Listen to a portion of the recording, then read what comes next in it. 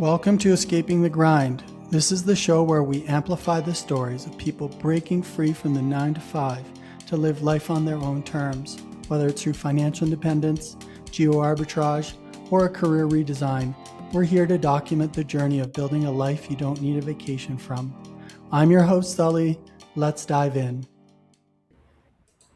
Welcome to Escaping the Grind, everyone. We're tuning in from Medellin, Colombia, the city of eternal spring. Joining us today is Andre, a modern-day Renaissance man who spent 15 years in LA as an actor and entrepreneur. Today, he balances his creative roots as a spoken word poet and executive producer, while of all things, balancing a career in sales. After taking a stab at living in the Dominican, Andre has embraced geo arbitrage and officially relocated to Medellin, Colombia.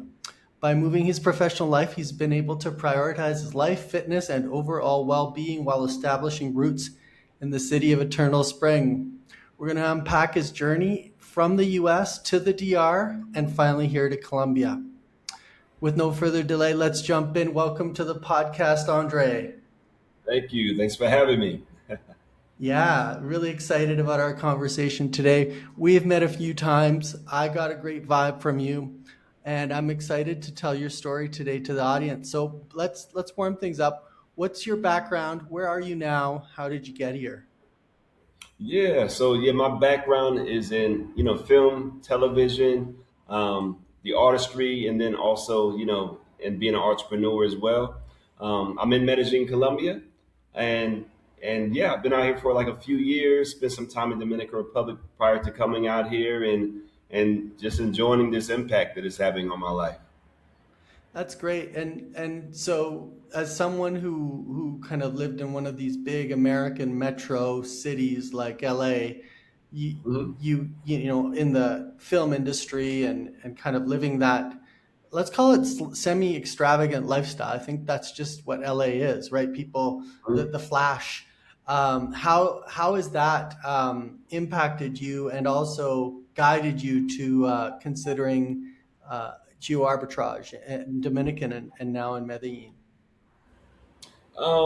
As far as that, I worked like my regular job that I had. I was in hospitality, so I would do that during the evening, and then I would audition and go to class during the day.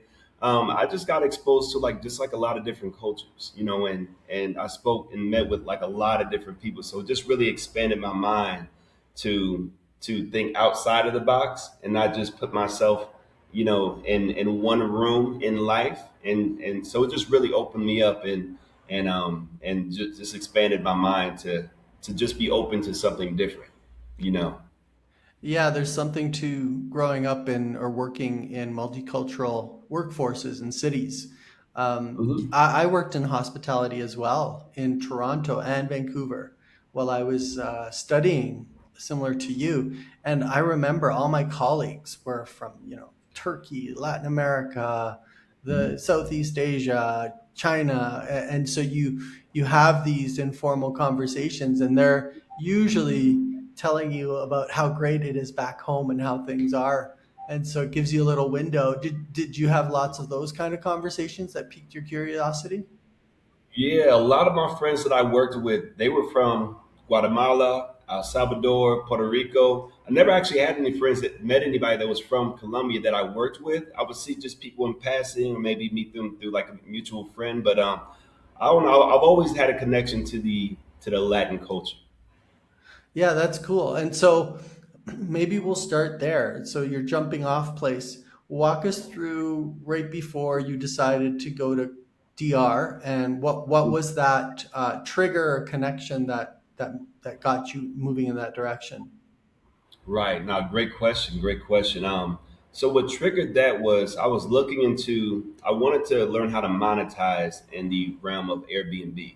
So I was already looking into real estate, and I met a friend, through a mutual friend, and he was teaching people how to monetize on Airbnb. So he was teaching classes every week, and then he reached out to me and a few people, and he said, "Hey, Andre, I knew he was living in DR, and I thought that was just so cool. I was like, man, this is awesome." And I was following him on IG, and I was like, wow, man. And then he started a group of people that maybe wanted to do rental arbitrage. and he had an agreement with some people that lived in Dominican Republic, some people that own homes, and he was like, "Hey man, do you want to be a part of this?" I said, "Yeah, I would love to have a Airbnb in Dominican Republic to monetize off of." So that got started, towards the end of December 2021, and I had it for 5 months, and I said, "You know what?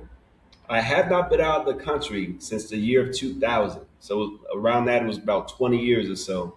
Let me just go to Dominican Republic." And before I went, I had already booked 7 days to be out there. And I was on a hike with one of my closest friends in LA, and she's well traveled, very well traveled. And she said, "Andre, if you experience living in another country for over 30 days, it would change your life forever." And I said, "You know what? Let me do it. Life is short. If I'm going to do it, let me do it now and have this experience." So I extended my trip, stayed out there for over 30 days, and paid attention to how I felt, how I slept, and just the difference. And I said, if I'm going to do this, let me do it now. And that's what pretty much jumped off the journey. Yeah, that's really interesting. So it sounds like it was originally a real estate investment opportunity, but because that asset was there and it created a safe landing pad for you. And then this great advice from your friend was to make sure you can fully disconnect and live the island life, right? Yeah. That's cool, man. So you went there. You spent a month in Dominican Republic in your Airbnb. And what happened next? Did you stick around longer? Did you go home and decide you were going to come back? Like what were your next steps in terms of navigating this new world? Yeah. So I met a few friends that lived out there. They were also American. Got really cool with them. One was an older guy in his 70s that had been living out there for about 2 years, and I just kept in contact with them. And they were just talking about their experience and all of that. And while I was out there, I said, "You know what? I'm gonna do this."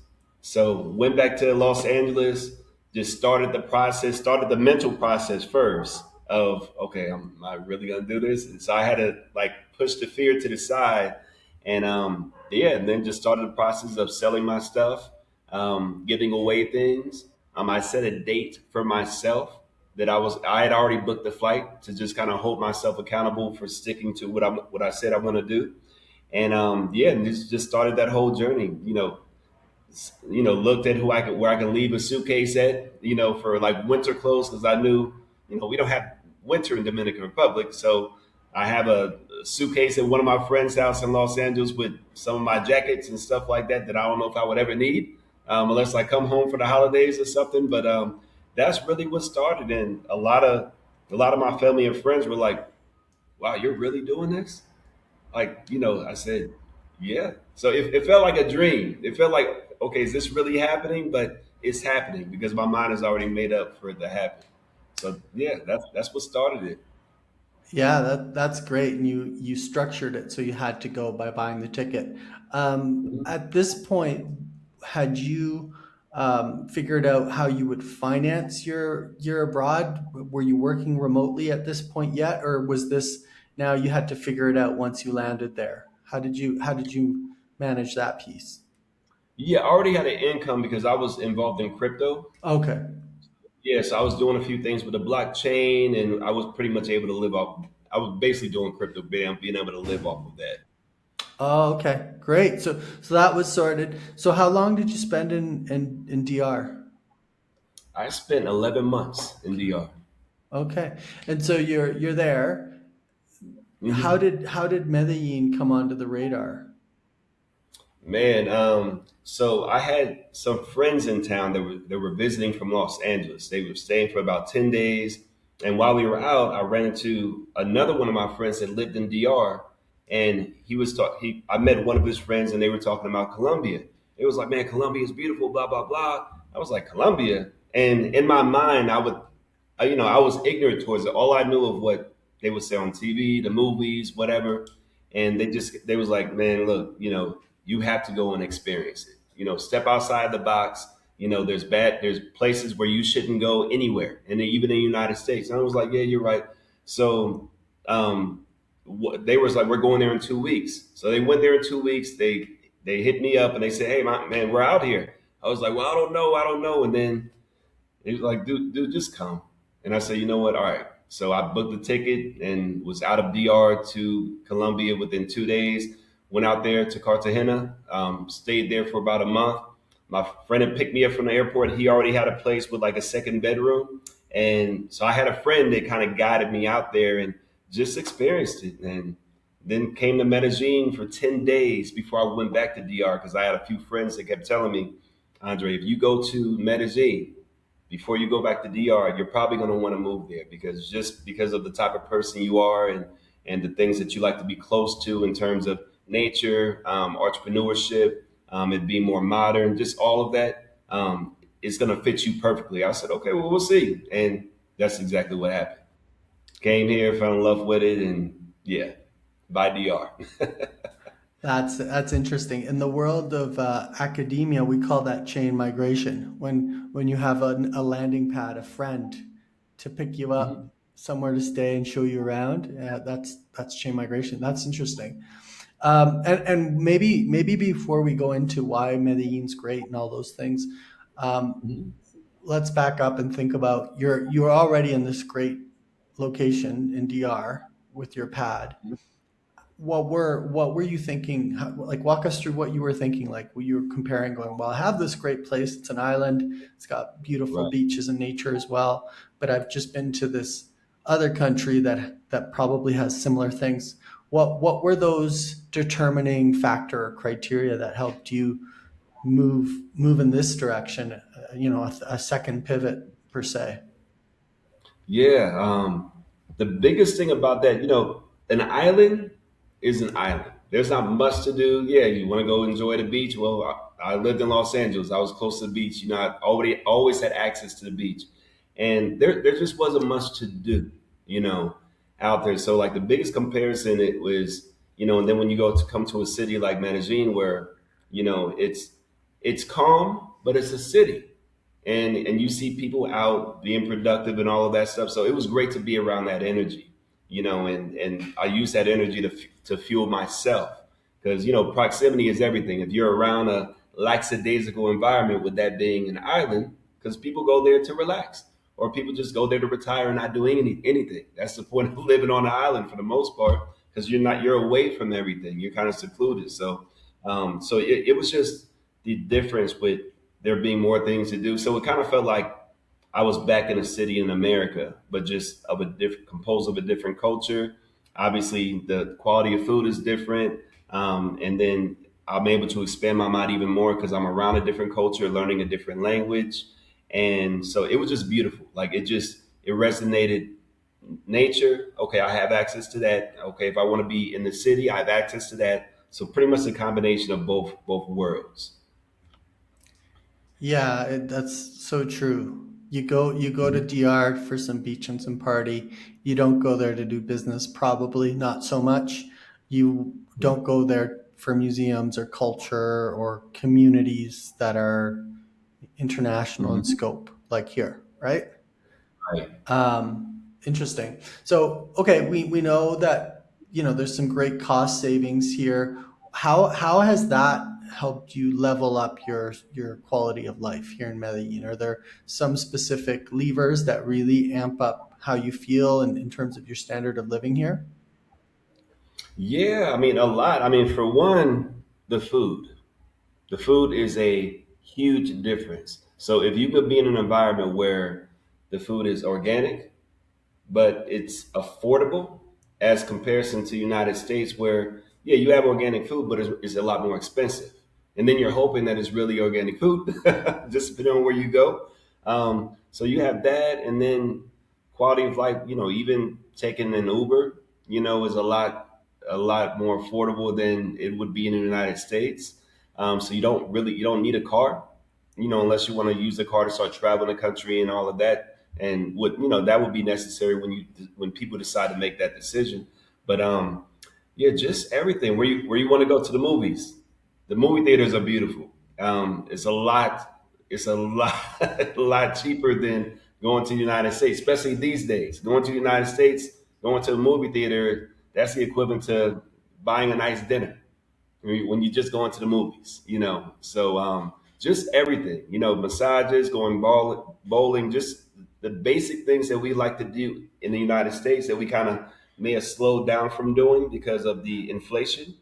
You get to do that out here, and it's the same kind of quality or even better quality of whatever you're looking to do. Yeah. If we put it through the lens of escaping the grind, right, and think of escaping a grind in Canada, yeah, exactly. You'd have to have a car to do things. So just the fact that you don't need to have a car, um, Hmm. maintaining it, worrying about where to park it, and you can just replace it with Uber, where someone drives you everywhere, and it's less than owning a car. Like that's a huge upgrade, in my opinion, to a lifestyle. You're right about the food. You know, when you go to supermarkets, because that's the only real option in North America, a Hmm. lot of the fruit has traveled a long way to get there. So it's Yeah. not the greatest, and it's really expensive, and you're kind of you're you're you're making sacrifices to comply with your budget. Whereas Hmm. here, every corner store has like a fruit stand, and you can Yeah. buy just fresh, delicious fruit and veggies that, as you Yeah. point out, are organic for the most part because of the Hmm. geography here. All these mountains make it really hard for these big American agri business to come in and do the mass Hmm. GMO stuff here. So anyways, I think those are big upgrades, and then just the other things like you said, like being able to do the whole range of things you want to do without worrying too much is a huge Hmm. privilege, and so that's great. I would add healthcare. In Canada, we have universal healthcare, and it's Yeah. taking a long time to get access, especially to Hmm. specialists here. Here, I have a plan, and if I want to see a dermatologist tomorrow or the next day, I can just log into my app and book it and be in there in 2 days and not have to wait. So that's another piece I think that gets forgotten is they do have a great healthcare system, but you just got to Yeah. tap into it, and you'll get really quick and quick access and quality care. So that's a good segue. Let's talk a little bit about mindset, right? And Hmm. identity, fear, reinvention. I've heard you speak on your Instagram, which we will plug Hmm. later, where you speak about taking responsibility for your own growth. So how does this fit into developing the right mindset to go abroad? You know, knowing that we're escaping the safety of what we know from back home. Right, right. Yeah, no, it's a very powerful question because even when I first moved to DR and I was out of the country, and a lot of my friends would reach out to me and say, "Oh, Andre, you must be nice. You're living your best life and all of that stuff." I was like, "Yeah, it's cool," but I also had to tell one of my friends, when you start living abroad, it doesn't mean that when you run into other fellow Americans or other fellow foreigners that their life is great just because they're out of the realm of where they grew up in. Because your mindset starts here, so you can be in another country and still have bad habits. You can still be drinking just like you were before. You can still be dealing with being sad, maybe because of something in your past didn't work out or whatever the case may be. So your peace of mind is here. It all starts with here. So like no matter where you are, there you go. So that's why your mindset is so impactful because the surroundings, yeah, it can play a role if you allow it to play a role, especially if it's a good surrounding. But your vacation is here, regardless of where you go. You can make it a vacation or you can not. So yeah, just having the right mindset as far as how you start your day. How you take care of yourself. The things that the people that you hang around with, the things that you subscribe to. If you're constantly watching, movies that are of drama or horror, or if you constantly are talking to friends that every time they call you is drama and all of that, all of those experiences put downloads in your system. And before you know it, unconsciously it's going to start to get into your system and it's going to have a lot to do with how you react to yourself, how you react to life, how you react to your circumstances. And so it's just something to always be mindful of in terms of the subscriptions that you allow to come into your life on a daily basis. And when you allow the right ones to bring you value, then you're going to start to, experience that shift in your life and your life condition. Yeah, as I hear you speak, I think of values, and sometimes we don't even know our own values. We might have a sense, but we don't sit down and think about what our values are. And I would recommend anyone maybe approaching this mindset idea before they go abroad to sit down Hmm. and jot down their top 10 values. And I Yeah. think you can even find apps or get AI to help you, but you Hmm. have to go through a process of elimination to identify what are the, your top 5 or 10 values and really affirm them. And I think once you've written those down, you can use Hmm. that as your compass to make decisions, right? And I that agree. that process itself might actually help you determine whether or not going abroad is a good move for you as well, Right. right? That's very true. So, anyways, that's kind of how I'm thinking about it, because we should be making decisions based on our values, not what other Right. people think. Right. And the more we shore up and understand our values, the easier it is to make those decisions and go Right. forward with that mindset. Right. And there's that accountability. Yeah, I would say write down those values and put it on the wall. Put it on the wall every day, maybe even next to the door that you exit out of, every day, and just that constant reminder to download that information in your mind so you can be aware of that and only focus on what brings you value and and that would kind of guide you in whatever direction you want to go in. Yeah, well said. Shifting to time, health, and wellness. So we know the grind isn't just about work; it's about the entire lifestyle. Beyond financial advantage, how has the move to Medellin helped you manage kind of a high stress, always on culture? We know you're still working remotely. Has this changed a little bit? Is it a release like the escape valve in some ways by being here, or how has it impacted you still working full time but in a different living environment? Oh, in a big way. In a big way. I remember when I first, came to Colombia, and one of my friends, I wasn't working a full time job at the time, and one of my friends, he was telling me, he was like, "Man," he said, "I work the same job that I did in the States, but it just feels so different out here, because when I get off work, I can go to the ocean, or you're walking around, and you're running into nice people all the time." So I was like, "That sounds pretty cool," but I wasn't experiencing. But now that I'm experiencing it, to answer your question, it's a big difference, because working environments, even when you're working remotely, people get off the phone and, they still may call you or talk about, some gossip or whatever the case may be. But the reason why you like your environment is everything is because in the United States, especially living in a big city, I lived in New York, Atlanta, Las Vegas, and Los Angeles. And being in those environments, yeah, you can get off work and then you can just kind of walk outside and you may see somebody in a bad mood, or you may be driving Uber and the Uber may be in a rush, or just something. It's just something with the environment, that can affect the way that you feel, in your realm.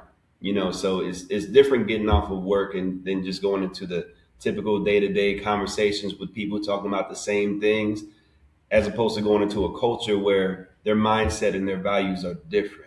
And you see that, you see the different interactions out here in Medellin. They're very attentive towards each other. You can even see a couple walking next to each other and they're being affectionate. It's a different level of attentiveness, that people give each other out here. And you can just tell it comes from a wonderful space. So just being around that environment, wherever you're going out here, it's extremely different, so as time goes by, you start to see how that impacts you in such a positive way, because that energy of the environment has a lot to do with you. You go into a calm environment, it's going to allow you to be calm. Even if you have a very high demanding job, but there's going to be a serenity that comes with that, which will allow you to even be more effective at your job, because the more calm you are, the more effective you're going to be in any realm of your life, especially work. So that's been my biggest takeaway in my experience with that. Speaks to the grind culture in North America, right? You work super efficiently all day, you get a bunch of stuff done, and you clock out and you face rush hour, and everyone's kind of in that mode. I just need to get home, and so here I feel like the pace is different. It's definitely not as fast and efficient workplace, that's for sure. Maybe that's a Hmm. good thing. I guess people could debate that. But I think people leave a little bit more relaxed. Um, Right. and I also think relationships are far more important here Hmm. in some respects. So, I think in the work culture, people are going to value relationships over beating someone, or Right. I think there's that understanding that relationships are more important than most things, and that Hmm. feeds into the family life and all that. So I think there's that angle too, right? It slows things Right. down, and it might actually be like a cultural, I don't want to call it constraint, but a norm that keeps Hmm. people happier, less focused on work, more focused on each other, relationships. I've noticed that when I am with um, mostly Colombians, Hmm. people don't really talk about work. Like, but if you hang out with North Americans, at least my Yeah. experience is there is a lot Right. of talk of work and position, and right. So there's these different values that are guiding the environment. So I think pace is interesting, right? Like there must be a notable difference, and I think you've tapped on it, right? There's a noticeable difference in the pace of life here, and it Absolutely. does feel less stressful, I think. Yes. Right. Definitely. Okay, so you've made health and wellness a priority here. I can see that in your Instagram, and uh, you mentioned that you love running in the rain, which is really cool.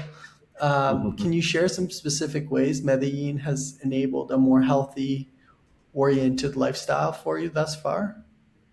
Yeah, I mean, I would definitely say, even with the comparison of being back in the States, like me living in Atlanta, being raised out there, it doesn't have that kind of environment where you walk around and people always being in shape and all of that. And then, of course, you go to Los Angeles where people are really big into health and their looks and all of that. So when I came to Medellin and I saw like how many people were active and then going to the gyms, and even when I was just here visiting, I was like, wow, these people are really about their health. I said, I love this community because it's going to hold me accountable because you're around that environment.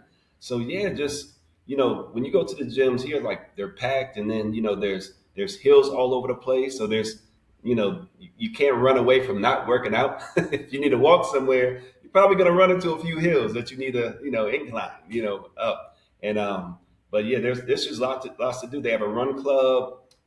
So it's just that environment you see, like people are really big on their health and wellness. And then even every Sunday, Sleep with Sevilla, where they shut the streets down and people are walking and you see vendors out there. And so I just love that. I just love that environment because it reminds me of it reminds me of Los Angeles, that one of the main things that I loved about that. So yeah, it's a beautiful comparison.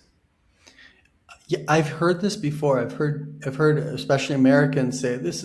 Medellin's kind of like the LA or the California of Colombia. So you are Yeah. saying that there are a lot of parallels from this kind of healthy lifestyle, vibey kind of thing. Does that spread into other realms, not just fitness, like maybe eating, or I don't know, yoga, massage, all these other kind of facets of well-being? Yeah. Yeah, definitely. I would definitely say the eating, because they do have a lot of healthy food places out here. The yoga, there's a lot of people into yoga, massage, there's a lot of companies, there's a few companies that I deal with, they'll even come to you and do that. And then also the weather. So I was even told before I even came out here, they were talking about, okay, yeah, you do experience some rain in Medellin and whatnot, but the weather all year round is like a springtime Southern California weather. And when somebody told me that, I was like, really? That's pretty cool. Springtime, that mild weather, and now I'm experiencing it, and it's great. It's great. You don't deal with days that are too cold. It's just very neutral. It feels like when you go outside, it feels like room temperature weather. Like that's the temperature that you would set your room, but you're outside. So yeah, I definitely love that comparison as well. It's pretty cool. Yeah, I have not put a sweater on in the last 3 months because the weather is so perfect. Right, Um, and it's supposed to be winter time out here, right? Or fall. what about greenness? I've noticed that this city is so green. I don't know if I just don't know LA. I think it's probably not as green, but this place is so green. And the Right. other cool part I love, love, love, love is the green, but not just the green, but the variety of plants. And it's just mind blowing. The flowers, the plants, these plants that look like shrubs, but they look like they're out of Jurassic Park, where the leaf is as big as you are, just growing on the Yes, street, and all these different colored flowers. It's mind blowing. Um, it is. have you noticed that, and how does that compare Yeah. to LA? Oh yeah, I mean it's a big difference. I would say the closest part of California, Southern California, that I've experienced to where I can give like as far as like the hills and the nature would be San Diego. Hmm. This Yeah, San Diego, from what I experienced, will be like kind of the closest comparison visually to Medellin. There's a little bit more nature out there, but as far as that, I mean, Medellin is still kind of in its own realm with the variety of different plants and nature that you see, and then the way they architect it, the way they cut it, yeah, it's beautiful. It's one of the most beautiful experiences I've ever had in my life. I didn't even know that they can make plants and the variety of plants look like that when you're driving. You go into certain apartment complexes, and yeah, it's beautiful. Yeah, I think that's one of my favorite things about being here in Medellin, is Hmm. that greenery and the plants. Okay, let's shift to you and Medellin. So you've landed. Uh, this may be home permanently. What are some key milestones, maybe physical, personal, that will tell you, yes, this is going to be my permanent place, and I'm basically you saying I'm not going back to the North American grind. What will tell you that this is you know your new home or hub, um, right? Like, have you thought that through? Like, what is going to be check, check, check, that tells you that? Oh man, the biggest check, man, the biggest check, Patrick, is the people. I grew up in the South. And I grew up in the '80s. I was born in the '80s. So like, even during that time, you walk around and people would actually speak to you. They're pleasant. That is my spirit. Like that is the essence of who I am. Like I love people, love being around people. I love the connection with people. And obviously nice people, and that's just the culture out here. So that's the top part of Medellin, Colombia, that I love the most, and I was always told that too. I've even become nicer being out here too. I was like, man, I didn't think I could get even nicer, but wow, yeah, this is yeah. But yeah, I would say that, man, just the quality of life, the weather, um, and the proximity. In terms of the location, not far from the U.S. So I'm not far from my family. My family lives in the southeast. So that's nothing but a plane flight. When I lived in Los Angeles, my family lives between New York, Florida, and Atlanta. So if we do the calculations of the time difference, I can actually get to them probably a little bit faster traveling from another country because I'm already closer to the southeast. So the location is great, the weather, the people, the quality of life. I just feel wonderful out here. It just has a very special energy about this place that's not easy to describe. You just feel it. And when you run into other people that live out here, it's like preaching to the choir because they feel the same exact way, you know?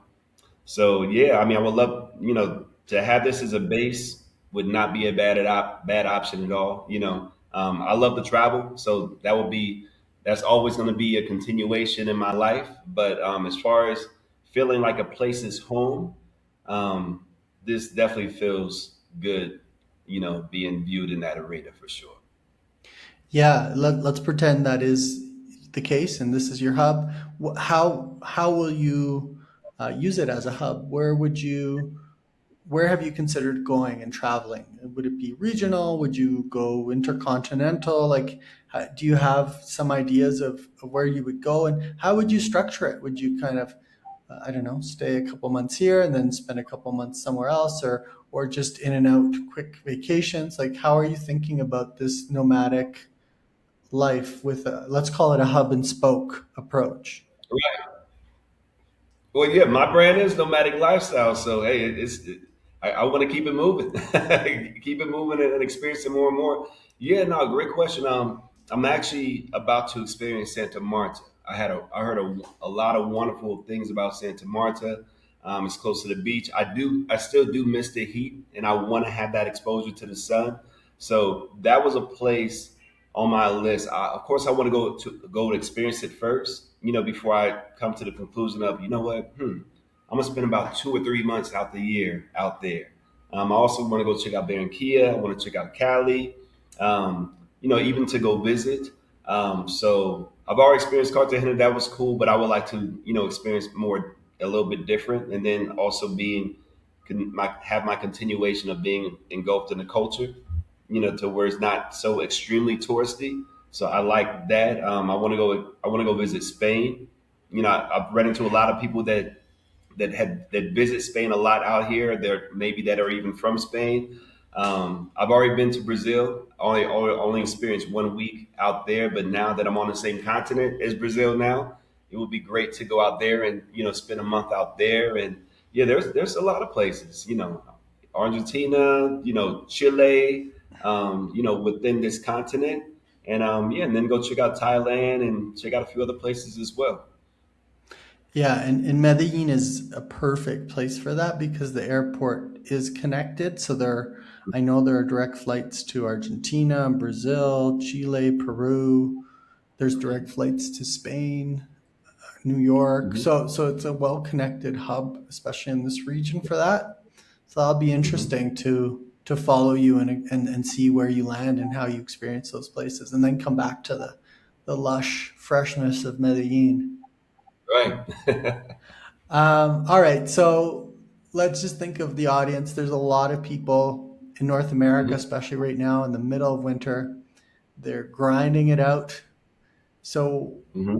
what would you recommend for someone who wants to live a similar lifestyle to what you're doing in terms of finding a remote job?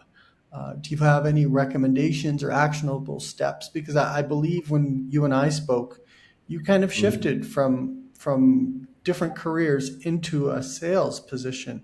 You made a Hmm. pivot. Hmm. What can someone take from your experience? What are, maybe share a little bit about that, and some suggestions on how to at least take the first steps in that direction. Yeah, yeah. I mean, I would definitely say, first and foremost, go through your network.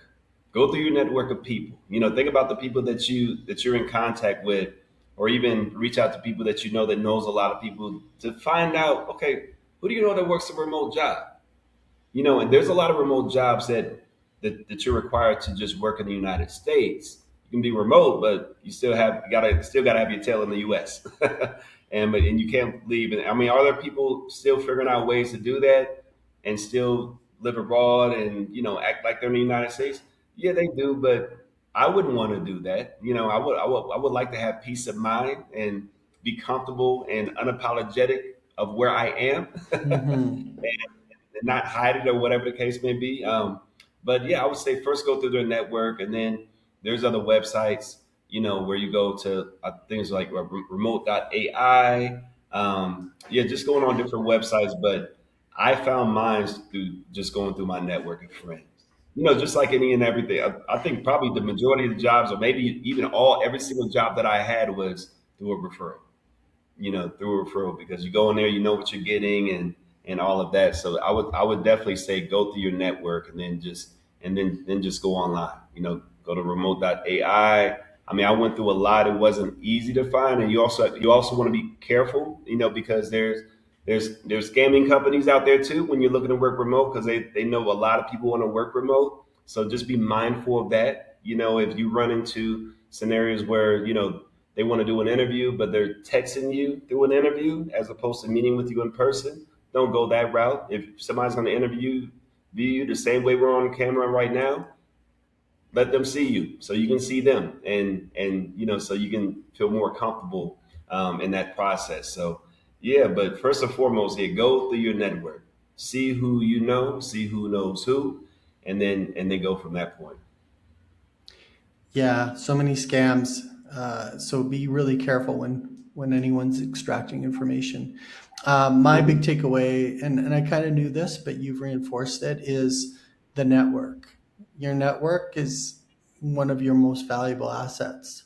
And Yeah. so working to develop it and foster it and maintain it is super important, because you don't know when you can lean on it or when someone needs to lean on you in that network. And it's so powerful in so many ways, but you don't know until you have that really robust network. So I think that's a big takeaway for anyone, is if your network is weak, work on it.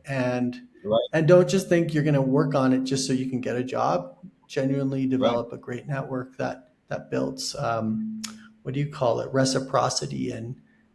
and reliance, right, Yeah. across groups. So cool. Well, what about a final message for the audience? Do you have a final message for anyone dreaming of escaping the grind, Andre?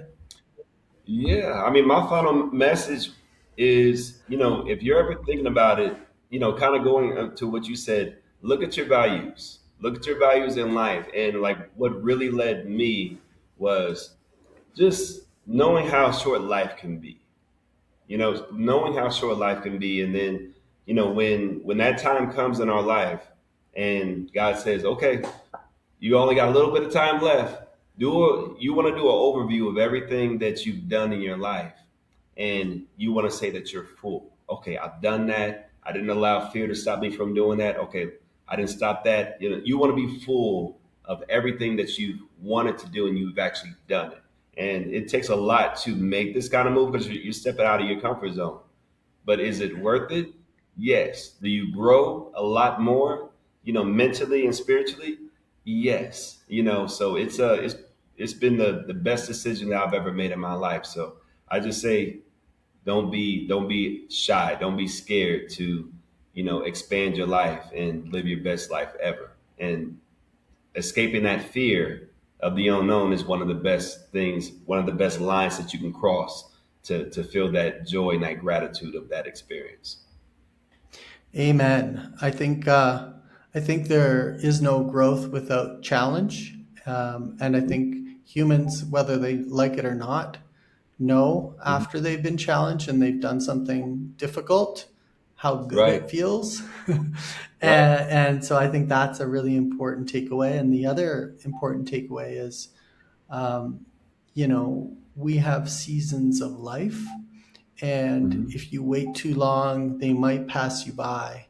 And Right, so think about how able-bodied you'll be if you just wait till you're in your 60s to do any of this stuff, if you're just putting it right. off. So yeah, no, those are great points. So thank you, Andre. This brings us to the Thank you end of for having another me. great episode. Thank you, Andre, so much for sharing your journey to living your Thank best you. lifestyle here in Medellin. Thank Uh, you. Now, before we let you go, where can the Mhm. audience find you to connect with you or your content? Yeah, you can follow me on IG. So it's Mr. Dot Andre Von Gibson. So yeah, Mr. Dot AndreVaughn Gibson. You can find me there. Awesome. I'll, of course, include these in the show notes for anyone who wants to just click for ease. Okay. Thank you, Andre. This has been great. Thank you. Thank you to everyone for tuning in to Escaping the Grind. If you've enjoyed the episode, please hit the subscribe button and consider leaving us a quick rating or review. It really helps amplify these stories and helps us build this broader network. Until next time, talk soon.